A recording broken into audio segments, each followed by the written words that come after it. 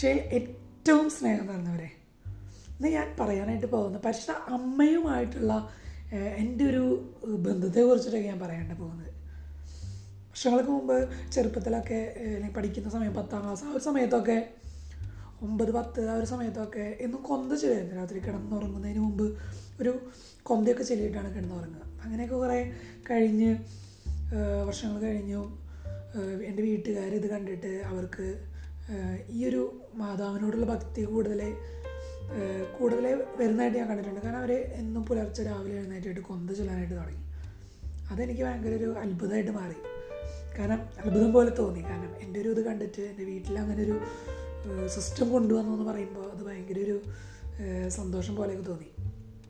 അങ്ങനെ വർഷങ്ങൾ കഴിഞ്ഞു, പഠിപ്പൊക്കെ കഴിഞ്ഞ് ജോലിയുമായിട്ട് ഇങ്ങനെ ബാംഗ്ലൂരായിട്ട് ഇങ്ങനെ നിൽക്കുന്ന ആ സമയത്താണ് ഇങ്ങനെ നമ്മൾക്കിങ്ങനെ ഒരുപാട് പ്രശ്നങ്ങളും അല്ലെങ്കിൽ ഒറ്റപ്പെട്ടു പോകുന്ന സമയങ്ങളൊക്കെ ലൈഫിൽ വരുന്ന സമയത്ത് വിശുദ്ധ കുർബാന കിട്ടിയാൽ മതി എന്ന് ഞാൻ ആഗ്രഹിച്ച നിമിഷങ്ങൾ. അങ്ങനെ അവിടെ പോയിട്ട് വിശുദ്ധ കുർബാനയ്ക്കൊക്കെ ആയിട്ട് പോയി ഒരു ക്രിസ്ത്യൻ ചർച്ചിൽ. അപ്പോൾ അങ്ങനെ പോയി നമ്മൾ കുറച്ച് ഫ്രണ്ട്സിനെയൊക്കെ പരിചയപ്പെട്ടു. അവർ ഒരു ധ്യാനമൊക്കെ കൂടി ഇങ്ങനെ ഭയങ്കര മാതാവിനെ കുറിച്ച് ഇങ്ങനെ പറയുന്നതൊക്കെ ഞാൻ ഭയങ്കര അത്ഭുതത്തോടെ നോക്കി നിന്നിട്ടുണ്ട്. പരിശുദ്ധ അമ്മ കൊടുത്ത എക്സ്പീരിയൻസ്, പരിശുദ്ധ അമ്മയെക്കുറിച്ചൊക്കെ പറയുന്നത് ഞാൻ ഭയങ്കര ഇങ്ങനെ അത്ഭുതത്തോടു കൂടെ കേട്ടത്. ആ ഒരു സാന്നിധ്യം എനിക്ക് നൽകിയിരുന്നെങ്കിലൊക്കെ ഞാൻ ഇങ്ങനെ ആഗ്രഹിച്ചു പോയിട്ടുണ്ട്. അങ്ങനെ ഞാൻ ഏകദേശം 1 വർഷത്തോളം ഞാനൊരു ധ്യാനം കൂടാൻ വേണ്ടിയിട്ട് ഇങ്ങനെ ഒരുങ്ങി. അങ്ങനെ നാട്ടിലേക്ക് വന്നു. ഞാനൊരു ധ്യാനം കൂടാണ്.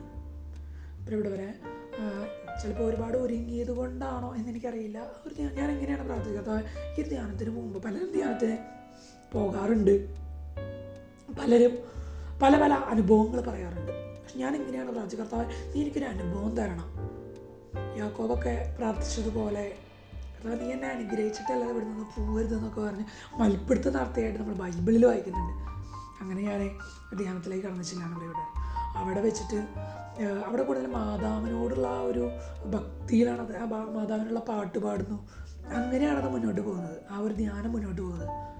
അങ്ങനെ ഞാനിങ്ങനെ വിശുദ്ധ അമ്മയോട് ചേർന്ന് ഇങ്ങനെ പ്രാർത്ഥിച്ച് ഇങ്ങനെ പോയിക്കൊണ്ടിരിക്കുന്ന ആ ഒരു ധ്യാനത്തിൻ്റെ ഒരു സമയത്ത്, ആരാധനയുടെ സമയത്ത് വിശുദ്ധ അമ്മയുടെ വലിയ സാന്നിധ്യം ഇങ്ങനെ കടന്നു വരുന്നത് പോലെയൊക്കെ തോന്നി. വിശുദ്ധ അമ്മ ഇങ്ങനെ നമ്മളെ മകനെങ്ങനെ തഴുകുന്ന പോലെ നല്ലൊരു അനുഭവത്തിലോട്ട് ഞാൻ വന്നു. അപ്പോൾ ഇവിടെ വരെ പരിശുദ്ധ അമ്മയോട് ആരൊക്കെ ചേർന്ന് നിൽക്കുന്നു, ആരൊക്കെ ആഗ്രഹിച്ച് ദാഹിച്ച് പരിശുദ്ധ അമ്മയോട് പ്രാർത്ഥിക്കുന്നു, അമ്മ തീർച്ചയായിട്ടും അവരുടെ കണ്ണീര് കാണും. ആ കാര്യം ഈശോയോട് പോയിട്ട് പറയും. അവിടെ ആ ഒരു ആരാധന സമയത്ത് പരിശുദ്ധ അമ്മ അങ്ങനെ എന്നെ തൊട്ടു. പരിശുദ്ധ അമ്മ വരുന്നതിൻ്റെ ഏറ്റവും വലിയ അടയാളം എന്താണെന്ന് ചോദിച്ചു കഴിഞ്ഞാൽ നമുക്ക് ഭയങ്കര അനുതാപം വരും. അങ്ങനെ ഞാൻ പോയി കുമ്പസാരിച്ചു. അങ്ങനെ ആ ഒരു പരിശുദ്ധാത്മാവിൻ്റെ സാന്നിധ്യം ഹൃദയത്തിലോട്ട് ഇങ്ങനെ കടന്നു വന്നു. എന്താ പറയുക, നമ്മളിങ്ങനെ ജോയൽ പ്രവാചകൻ്റെ പുസ്തകത്തിലൊക്കെ വായിക്കുന്നില്ലേ, അവസാന നാളുകളിൽ എല്ലാവരും എൻ്റെ ആത്മാവിനെ വർഷിക്കും, അവർ പ്രവചിക്കുന്നൊക്കെ നമ്മൾ വായിച്ചിട്ടുണ്ട്. ശരിക്കും അന്ന് അവിടെ ധ്യാനത്തിൻ്റെ ലാസ്റ്റ് ദിവസത്തിലെ ആ ഒരു പരിശുദ്ധാത്മാവിൻ്റെ സാന്നിധ്യം എനിക്കും അനുഭവിക്കാനായിട്ട് പറ്റി.